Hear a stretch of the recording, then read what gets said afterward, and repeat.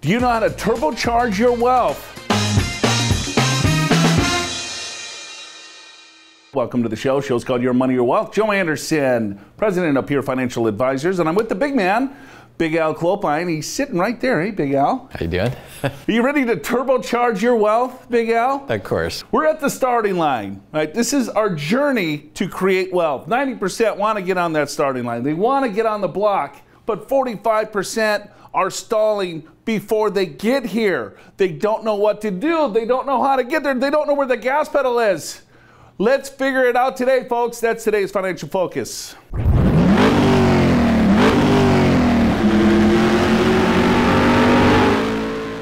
%50 of Americans, they don't know if they should invest in a stock or a mutual fund. And more importantly, they probably don't even know what a stock or a mutual fund is or how that coordinates in their overall financial strategy. Let's break this down real simple. Let's turbocharge your overall wealth. Let's bring in the big man.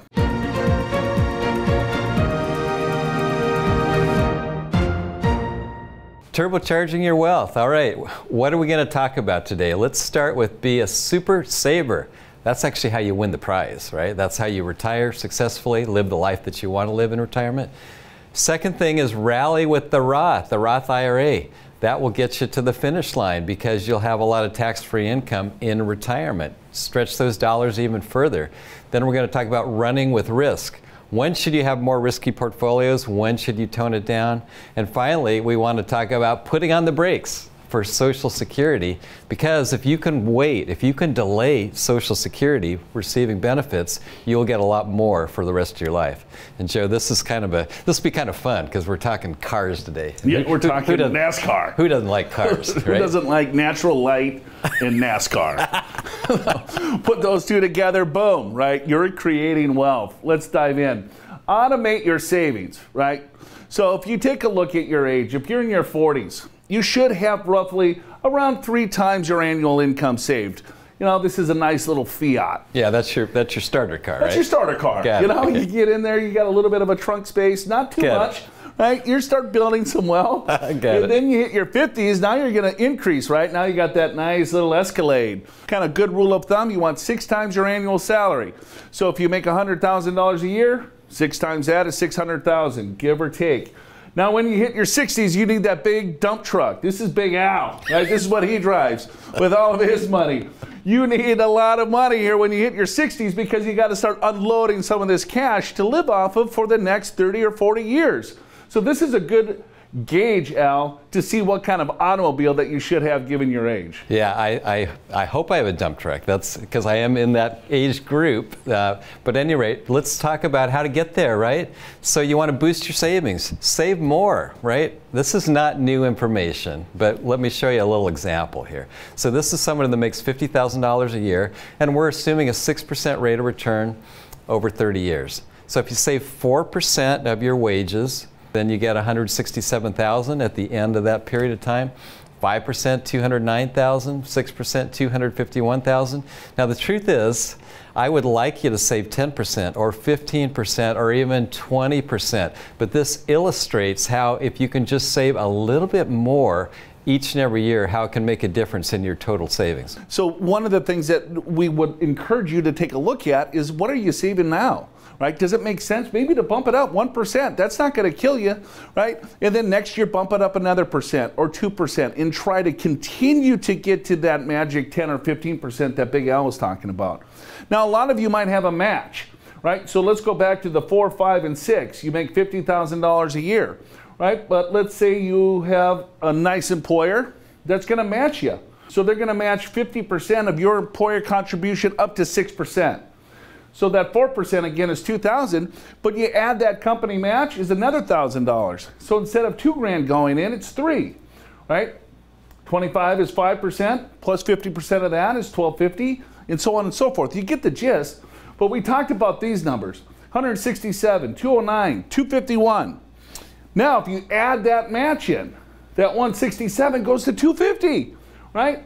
200 to 3, 250 to almost $400,000. Again, it's just moving that tack over just a little bit more. You add on that company match, now you're talking real wealth. Well, you are, and I think most employers with 401ks have some kind of match. Sometimes it's 3%, 4%, whatever it may be, and your company is going to match maybe 50%, maybe 100% in some cases, that exact amount. So you don't want to leave that on the table. You want to take advantage of that. Now, the great thing about a 401k is you automate your savings, right? It just comes out of your paycheck. You don't even think about it. But some of you don't really have 401ks. So you have to maybe be a little bit more proactive. Maybe what you'll do is you'll go to your bank account and have an auto withdrawal every time you get a paycheck into your IRA, right? Into your savings account, whatever it may be, so you don't think about it. This is one of the most important rules of saving.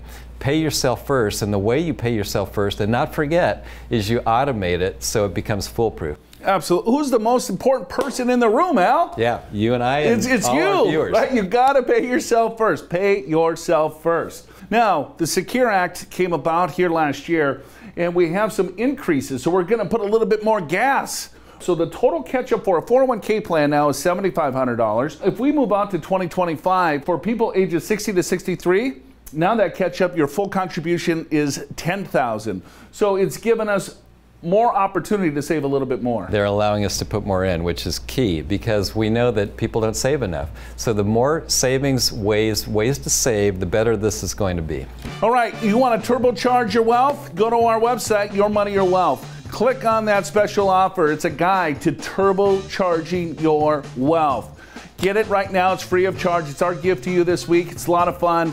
Play with the kids. Show them the cars. This is what you need to do to turbocharge it. Go to yourmoneyyourwealth.com. Click on that special offer and do it right now. We got to take a break. We'll be back in just a second. Show's called Your Money, Your Wealth. Hey, welcome back to the show. Show's called Your Money, Your Wealth. Joe Anderson, Big Al. We're turbocharging your wealth today.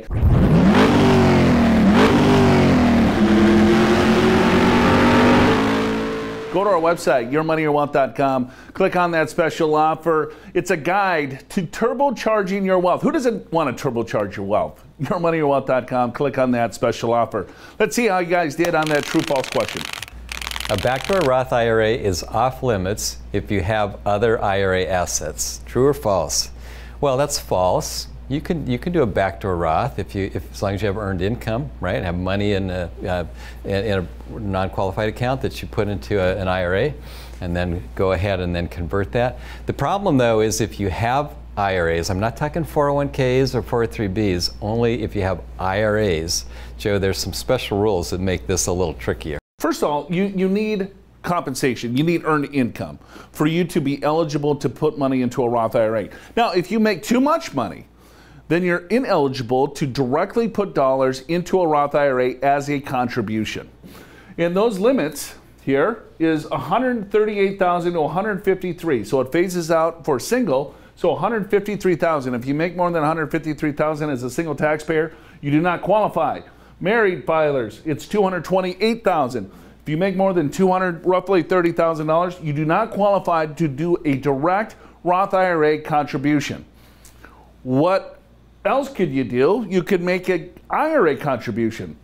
There's still this compensation rule, so you need compensation to make an IRA contribution, but there is no income rules here, right? Now, if you make too much money, you're not going to get a tax deduction by putting the money into the IRA. So what a lot of people do is then convert it into a Roth IRA.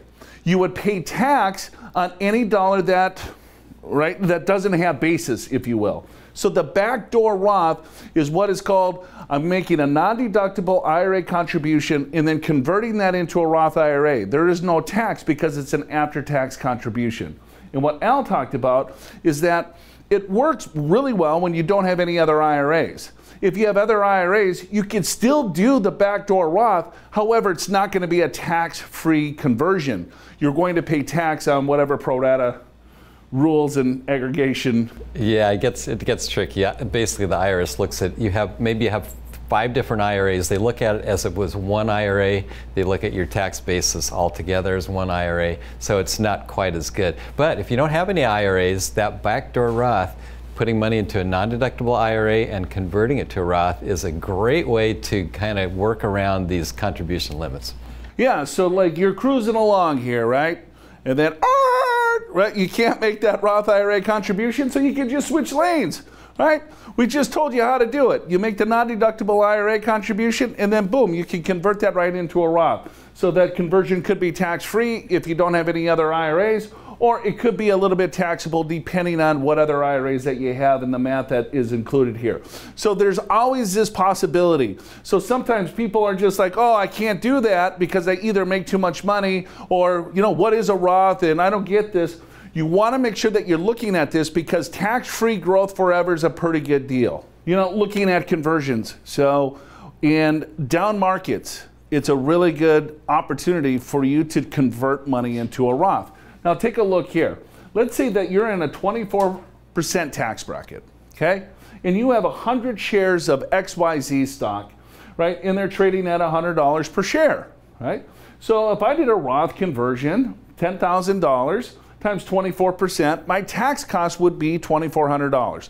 So I took those stocks, $10,000 worth of stocks, I converted that into a Roth IRA, I have to pay tax on it, and assuming I'm in the 24% tax bracket, I have to pay $2,400 in tax. Market drops, right? So I'm still in that 24% tax bracket, but I still really like these shares. It's XYZ company, it's a great company, but the market's down a little bit, right? So the share price is now $80 versus $100. So I'm still going to convert the 100 shares, okay? But now it's only $8,000 because it fell in price. Then I convert it, it's only going to cost me $1,900 versus $2,400, right? Then I convert and all of a sudden that stock recovers. All of that recovery grows in a Roth IRA that will be forever tax-free. So down market, right now we're experiencing some volatility. Sure. Might be a good tax strategy. Well, it is, and we talk about this. I mean, Roth conversions make a lot of sense for a lot of people, but when it's a down market, when stocks are cheaper, when mutual funds are cheaper, index funds are cheaper, best time to convert, bar none. Because then when the market does recover, it was cheaper tax dollars to get that in, but when the market does recover, all that future growth is tax-free. Let's talk about saving, right? Starting early is always the key. Let's look at Jack and Jill. Okay, Jill, she's prudent. She's going to start saving at 25 years of age. So she's going to contribute $7,500 for 10 years, and she's going to stop at 35, and she's never going to save again. And let's assume that Jill gets a 6% growth rate on her money. We got Jack, right? He's not as prudent as Jill. You know, from 25 to 35, he's out there, I don't know what he's doing. He's spending money on cars and at the bars and, you know, trying to find Jill, but she's studying and she's doing what's right. Okay, so he lacks off for 10 years, but then he starts saving $7,500 and he starts at 35. Jack is going to save from 35 to 65. If you just think of that scenario, you would think Jack has a heck of a lot more money at the end of the day than Jill, but it's not true because Jill started early. She saved $7,500 a year for 10 years, $75,000. At 65, she's going to have over $600,000. Jack, he had to save $225,000 over a 30-year period. He's going to have just a couple of bucks more than Jill. If Jill continued to save all the way through, this number's going through the roof. Now, I know what happens. A lot of people see a slide like this and they go, well, wait a minute, I'm 50 years old. I haven't saved anything. Well, take heart, because no matter what you do, no matter what changes you make right now will affect your retirement. Let's say you're 60 and you don't have much saved. Start today and you will make meaningful changes in your retirement. Then you look at asset allocation, right? So let's get back to that turbocharge. If you're in your 30s and 40s, right, you want to probably take on a little bit more risk. You got that fast, nice sports car. That's what Big Al bought when he was in his midlife crisis. Right? It's a true story. Yeah, in my late 40s. You're right.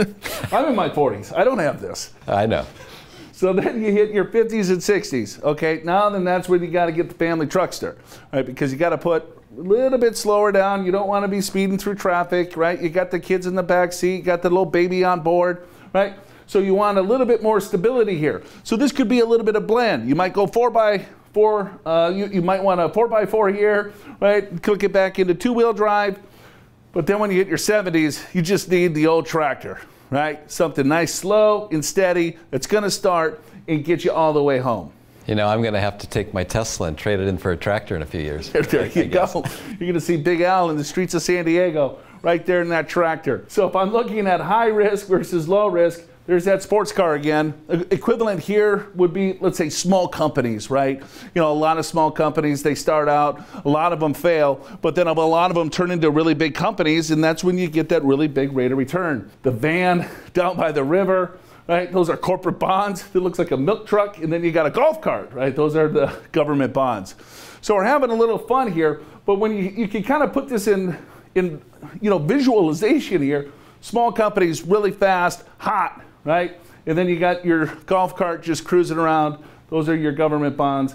And then, of course, there's things in between. So if you want more help with this, you know where to go. Go to yourmoneyyourwealth.com. Click on that special offer. It's a guide to turbocharging your wealth. Click on our special offer, yourmoneyyourwealth.com. We got to take another break. We'll be back in just a second. Hey, welcome back. Show's called Your Money, Your Wealth. Joe Anderson, Big Al. We're talking about turbocharging your wealth.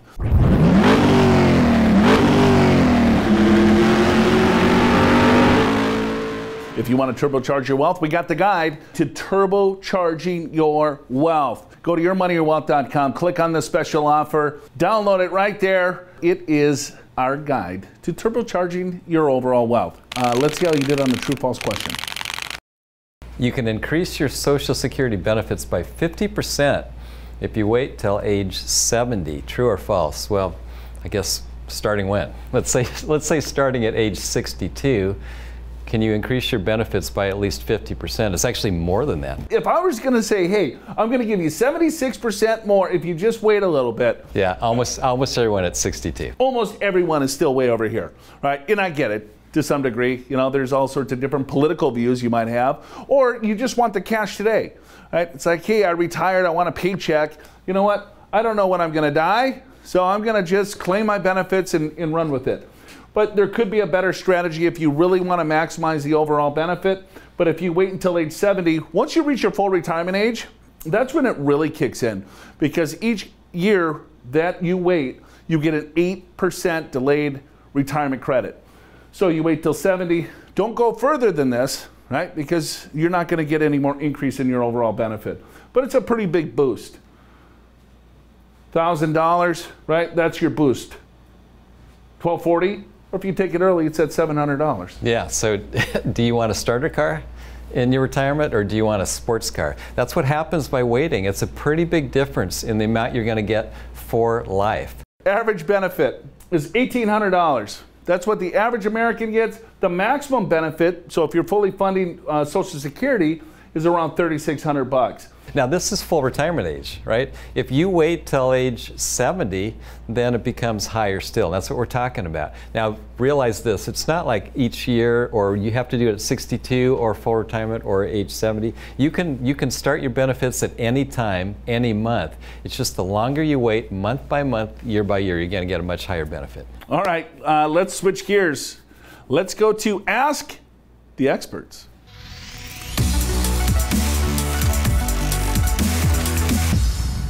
This is from Melinda. Can I get around the contribution limits for my retirement account by starting a home business as a side gig?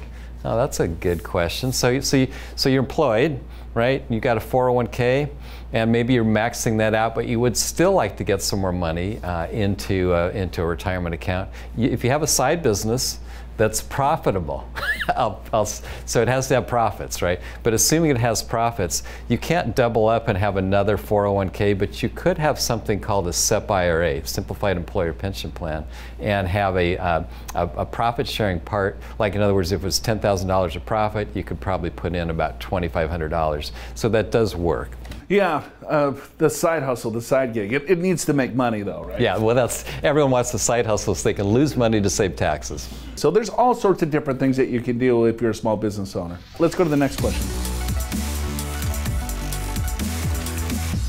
This is from Joan. I plan to delay claiming my Social Security benefits. If my ex-husband claims his benefits early, can that impact mine? What do you think about that, Joe? You know what people think Al, is that there's a spousal benefit, and you can claim a spousal benefit on an ex-spouse. First, let's define spousal benefit. Spousal benefit is going to be half of your spouse's benefit. So let's say on my own record, my benefit is $600 a month, but my spouse's benefit is $3,000 a month. So my benefit is $600, but the spousal benefit would be half of hers, so $1,500 a month. So I would take the spousal, right? It actually combines the two benefits, but let's not get technical. So my benefit would be $1,500. That's the spousal benefit. Right? So you could claim a spousal benefit on your ex-spouse. And sometimes people were like, my ex-spouse is going to claim their benefits on my record? Will that reduce my benefit? I don't want my ex-spouse getting anything from me, right?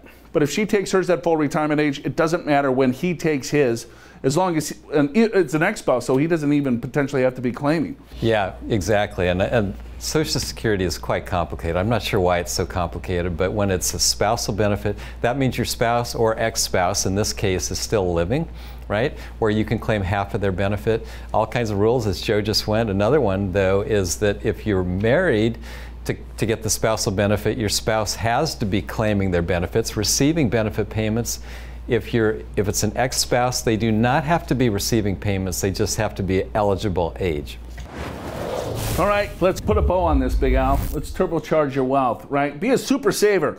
All right, we talked about it. Start early, save as much as you can, take advantage of the match, right? Try to increase that percentage that you're saving into your 401k or your company plan or your IRA or even just savings or brokerage accounts, you know, by 1 or 2%, you know, each year or each month or each quarter, whatever's comfortable. Because sometimes what we see is that maybe someone's putting in, you know, $5,000 a year, and then they're like, well, this year, January, right, I'm going to max out my 401k plan. And next thing you know, that $5,000 a year contribution goes to $20,000 a year, and they get that first paycheck, and what do?